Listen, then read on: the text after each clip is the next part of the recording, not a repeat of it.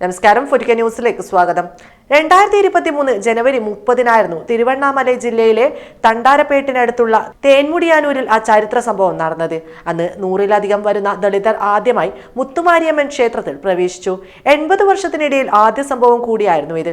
ഒരു വർഷത്തിനിപ്പുറം മുത്തുമാരിയമ്മൻ ക്ഷേത്രത്തിലേക്ക് എത്തി നോക്കുമ്പോൾ മാറ്റങ്ങൾ നിരവധിയാണ്. ഗ്രാമത്തിലെ സവർണ ഹിന്ദു വിഭാഗം ക്ഷേത്രം ഉപേക്ഷിച്ചിരുന്നു. പകരം ക്ഷേത്രത്തിന് അകലെയായി ഒരു മുത്തുമാരിയമ്മൻ വിഗ്രഹവും അവർ സ്ഥാപിച്ചു. അവിടെ പൂജ നടത്തുകയും ഇതിനു പുറമെ ജനുവരി 22-ന് ഘോഷയാത്ര നടത്തുകയും ചെയ്തു. ദളിത് പ്രവേശനത്തിന് ശേഷം യഥാർത്ഥ ക്ഷേത്രത്തിൽ പ്രവേശിക്കാൻ ഇവർ മടി കാണിക്കുന്നതായും ആരോപണമുണ്ട്. പുതിയ ക്ഷേത്രം നിർമ്മിക്കുന്നതിനായി സവർണ ഹിന്ദുക്കൾ സർക്കാർ പുറമ്പോക്ക് ഭൂമി കയ്യേറുന്നതായും ദ ന്യൂസ് മിനിറ്റിനോട് പ്രതികരിക്കവേ പ്രദേശത്തെ ദളിത് നിവാസികൾ പറഞ്ഞു.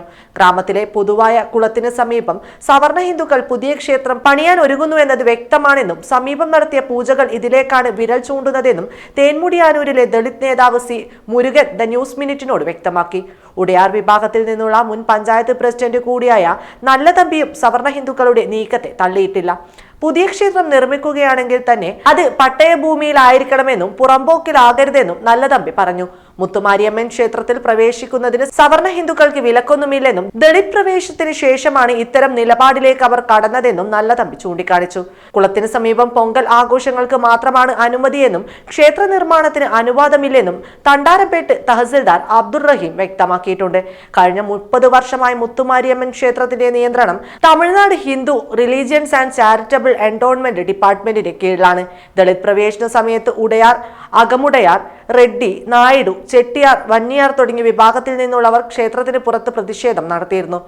ശേഷം ക്ഷേത്രത്തിൽ പോലീസ് സുരക്ഷ വർദ്ധിപ്പിക്കുകയും ചെയ്തിരുന്നു. പൊങ്കലിന്റെ ഭാഗമാകാൻ അനുവദിക്കണമെന്നാവശ്യപ്പെട്ട് HRCAക്ക് പരാതി നൽകിയിരുന്നുവെങ്കിലും അവഗണിക്കപ്പെടുകയാണ് ഉണ്ടായതെന്നും സത്യശീലൻ പറഞ്ഞു. 12 ദിവസമായിരുന്നു തേൻമുടിയാനൂരിൽ സവർണ ഹിന്ദുക്കൾ പൊങ്കൽ ആഘോഷിച്ചത്.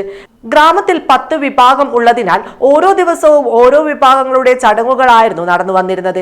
ദളിത് നിവാസികൾ ജനുവരി 15-ന് പൊങ്കൽ പലഹാരങ്ങൾ ക്ഷേത്രത്തിലെത്തി സമർപ്പിച്ചതായും മുരുകൻ പറഞ്ഞു. ദളിതരുടെ ക്ഷേത്രപ്രവേശനത്തിന് പിന്നാലെ സവർണ ഹിന്ദുക്കളുടെ നേതൃത്വത്തിൽ ഗ്രാമത്തിൽ ആക്രമണങ്ങൾ നടന്നിരുന്നു. ഇതിനു പുറമെ സാമൂഹികമായും സാമ്പത്തികവുമായുള്ള ബഹിഷ്കരണങ്ങളും നടന്നിരുന്നു എന്ന് റിപ്പോർട്ടുണ്ട്.